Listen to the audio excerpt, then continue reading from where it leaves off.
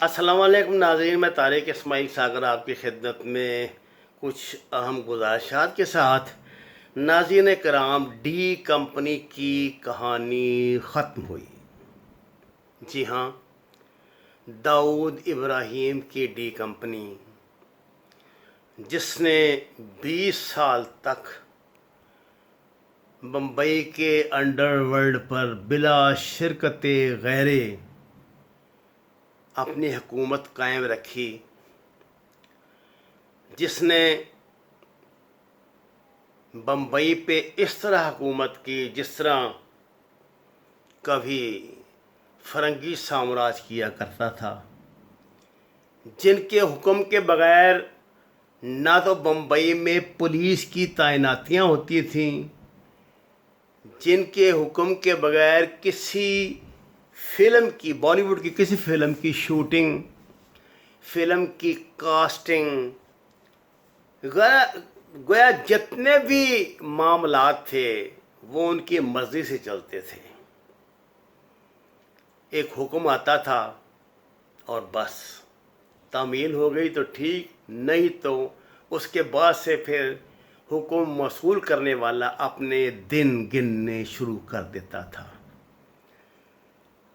جیسے میں نے آپ کو عرض کیا کہ داؤد ابراہیم کو انہوں نے ممبئی میں جو بم دھماکوں کی سیریز چلی تھی اس کے الزام میں پھنسایا،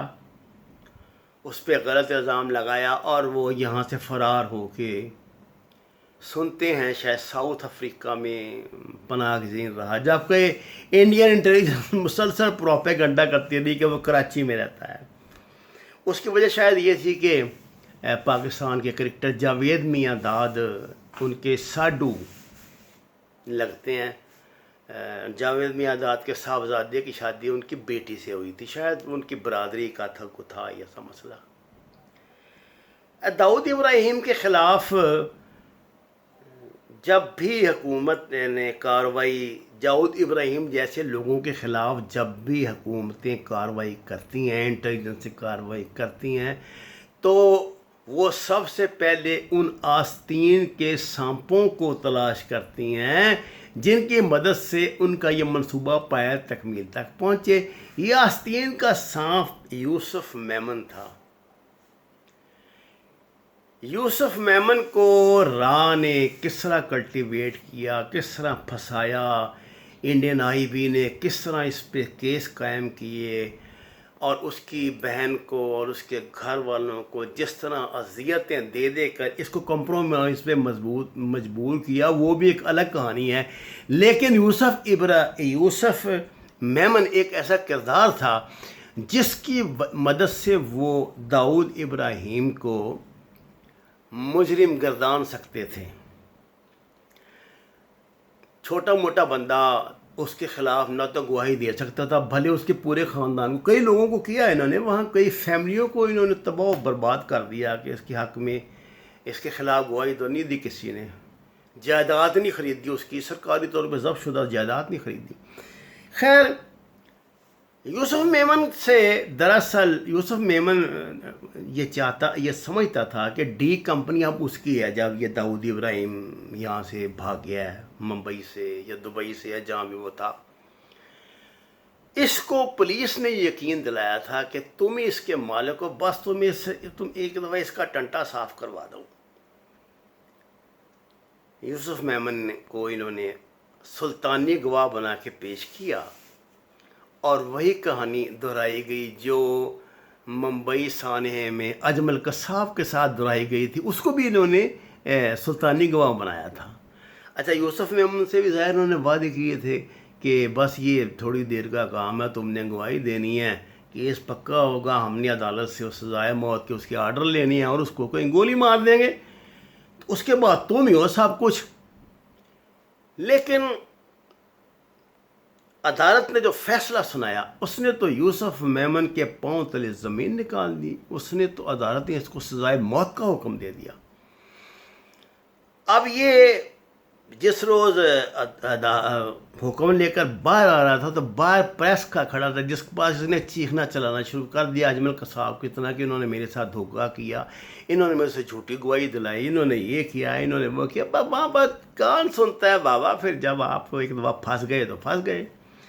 کہتے ہیں کہ یوسف میمن قریباً نیم پاگل ہو گیا تھا، کیونکہ اس کی توقعات کے خلاف بہت بڑی بات ہو گئی تھی۔ دیکھیں نا، ساری زندگی کی اتنا بڑا بدماش تھا وہ، اس کا بڑا نام تھا،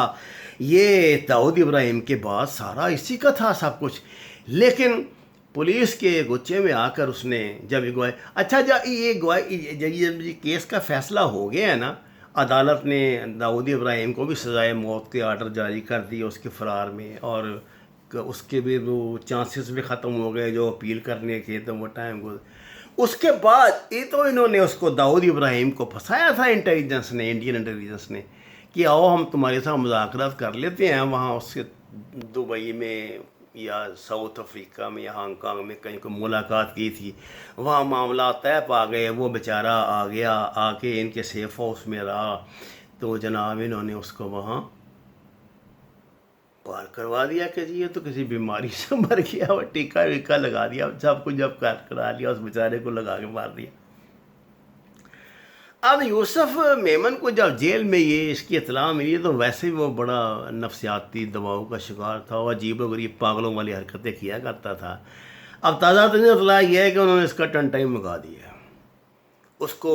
بیماری، اس پہ کوئی بیماری کا حملہ ہوا، علاج کے لیے جیل سے باہر لے کر گئے، اور 2 دن کے بعد پتہ لگا کہ میڈیکل ٹریٹمنٹ سے وہ فوت ہو گیا ہے۔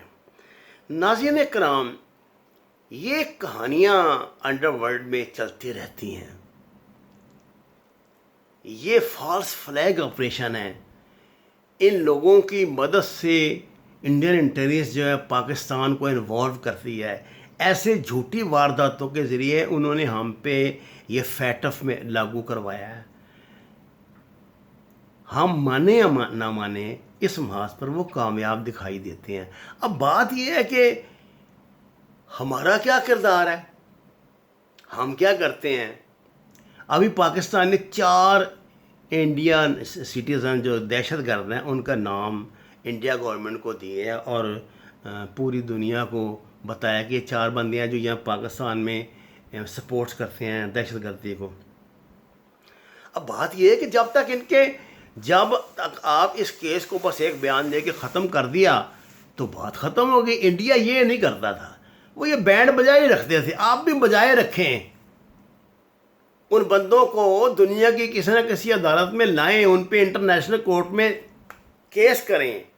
اور کلبھوشن کا فیصلہ کریں۔ یاد رکھیے، اگر آپ نے کلبھوشن کا فیصلہ نہ کیا، یعنی جب عدالت نے اس کو سزائے موت دی، اس کو سزائے موت دیں، وہ انہوں نے کیا ہمیں معافی دی ہے؟ وہ انہوں نے درجنوں پاکستانیوں کو جاسوسی کے الزام میں سزائے موت دی ہے، کشمیریوں کو دیتے ہیں۔ یہ بیچارہ جو تھا، وہ گرو جو تھا، افضل گرو، وہ تو ڈبل کراس تھا بیچارہ، تب اس کو مار دیا، اور وہ سب کو ڈبل کراس کر کے مارتے ہیں، گندہ کر کے مارتے ہیں۔ یہ بات یہ سو کارڈ مجاہدین کو بھی یاد رکھنی چاہیے، یہ نان اسٹیٹ ایکٹر ہیں، کہ انٹیلیجنسیں جو ہوتی ہیں نا دشمن کی، خاص طور سے وہ نہیں معاف کرتی ہیں۔ آپ چاہے جتنا مرضی سمجھ لیں کہ آپ نے سرنڈر کر دیا تو یہ ہو گیا وہ ہو گیا، نو، وہ تو پھر آپ کو اسی طرح ماریں گے جیسے انہوں نے داؤد ابراہیم کو، یوسف میمن کو، افضل گرو کو مارا تھا۔ وما علینا الا البلاغ المبین۔ ناظرین کرام، درخواست ہے کہ قرآن اور نماز کو ترجمے کے ساتھ جانیے، جتنی بھی جگہ اپنے گھروں میں میسر ہو وہاں سبزیاں کاشت کریں، سایہ دار اور پھلدار درخت لگائیں، اور ہمارے چینل کو سبسکرائب کریں، شیئر کریں۔ آپ کا بہت شکریہ۔